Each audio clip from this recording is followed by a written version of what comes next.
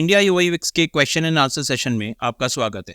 सबसे पहला है अनमोल का। अनमोल ने पूछा है कि कंपनी में अप्लाई करने के बाद जब असाइनमेंट आता है ना, तो किन बातों का ध्यान रखना चाहिए। कैसा ना अनमोल, एक बात तो आपको पहले ध्यान में रखना है कि सिर्फ यूआई डिज़ाइन बनाकर भेज देने से जॉब नहीं मिलेगी। यूआई डिज़ाइन के असाइनमेंट और यूएक्स डिज़ाइन के असाइनमेंट दोनों को सबमिट करने का तरीका अलग होता है और काफ़ी सारी चीज़ों का ध्यान रखना ज़रूरी है। जैसे कि असाइनमेंट में जो मांगा है उसे किस तरह से आप प्रेजेंट करेंगे और दूसरे डिज़ाइनर से ज़्यादा एक्स्ट्रा क्या दे सकते हो ताकि आपका सिलेक्शन हो। आपने कितने अच्छे तरीके से क्वेश्चन को समझा है और अपना डिज़ाइन प्रोसेस आप कैसे समझा रहे हो, ये भी बहुत ज़्यादा ज़रूरी है। बहुत सारी छोटी छोटी मल्टीपल चीज़ें हैं जो आपको ध्यान में रखना है जब आप असाइनमेंट सबमिट करते हो। यहाँ तो मैं एक्सप्लेन नहीं कर पाऊंगा क्योंकि उसके लिए एक डेडिकेटेड वीडियो चाहिए, इसीलिए आपको मेरे आने वाले इस वीडियो को देखना होगा जहाँ मैंने डिटेल में पूरे प्रोसेस को समझाया है। तो सब्सक्राइब जरूर कीजिए चैनल को और वीडियो ज़रूर देखिएगा। अगला सवाल है आज़ाद का। आज़ाद ने पूछा है कि सर 0 लेवल कोर्स करने के बाद वेब डिज़ाइन बन सकते हैं क्या। तो कैसा है ना आज़ाद कि एक वक्त था जब 0 लेवल की सर्टिफिकेशन की बहुत ज़्यादा वैल्यू थी, क्योंकि माना जाता था कि इससे आपको गवर्नमेंट की आईटी जॉब्स मिलने में हेल्प मिलेगी। बट अब जैसे कि गवर्नमेंट कंपनीज अपनी डिज़ाइन और डेवलपमेंट का काम जो है वो प्राइवेट सेक्टर से करवाती है, इसीलिए गवर्नमेंट सेक्टर में आईटी जॉब्स अब पूरा कम हो गया है। वेब डिज़ाइनिंग का तो ना के बराबर है। अगर आप नाइलेट यानी national institute of electronics and information technology जो सर्टिफिकेट प्रोवाइड करते हैं आपको इसका, उनके सिलेबस देखोगे तो वो भी 2020 के बाद बदला ही नहीं है। और 0 लेवल सर्टिफिकेट में बहुत ही बेसिक सा वेब डिज़ाइनिंग, HTML, CSS और जावास्क्रिप्ट सिखाया जाता है, जो एंट्री लेवल होता है और उससे आप ना कुछ डिज़ाइन कर सकते हो ना आप डेवलप कर सकते हो। इसमें आपको ज़बरदस्ती पाइथन कोडिंग और इंटरनेट ऑफ थिंग्स के बारे में भी बताते हैं, जो थियोरेटिकल तो सेम है बट वो एंट्री लेवल डिज़ाइनर के किसी काम का नहीं होता। इससे बेटर है कि आप वेब डिज़ाइनिंग का कोई छोटा सा ऑनलाइन कोर्स कर लो, चाहे तो स्किल शेयर से कर लो, जो आपको प्रैक्टिकल ट्रेनिंग भी देगा और आप वेबसाइट को डिज़ाइन और डेवलप भी कर सकते हो। आप चाहे तो इस कोर्स से शुरुआत कर सकते हो, इसका लिंक मैंने डिस्क्रिप्शन में दे दिया है। अगला सवाल है वो दीपक शिंदे और अनूप राडे ने पूछा। ये बहुत ही कॉमन सवाल है कि क्या AI की वजह से हमारी नौकरी जाएगी। देखो, मैंने हमेशा से कहा है कि AI कभी भी UI या UX डिज़ाइनर की जगह नहीं लेगा, बट उनका जो काम है वो आसान करेगा।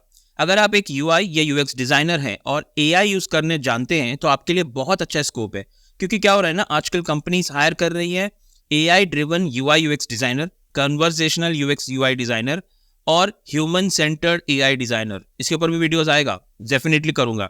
ये कोई स्पेसिफाइड UI UX डिज़ाइनर नहीं होते, लेकिन इनको भी डिज़ाइन के लिए AI का यूज़ कैसे करना है ये पता होता है।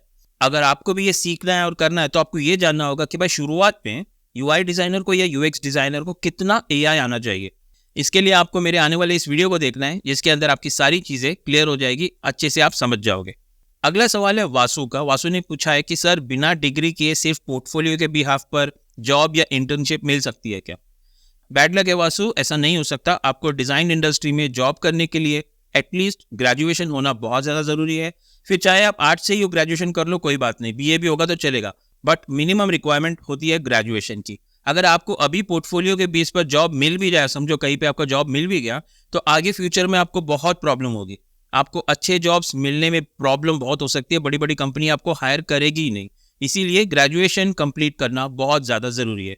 तो आप इसके लिए नाइट कॉलेजेस ज्वाइन कर सकते हो या डिस्टेंस एजुकेशन का हेल्प ले सकते हो, बट ग्रेजुएशन कर लो। All the best.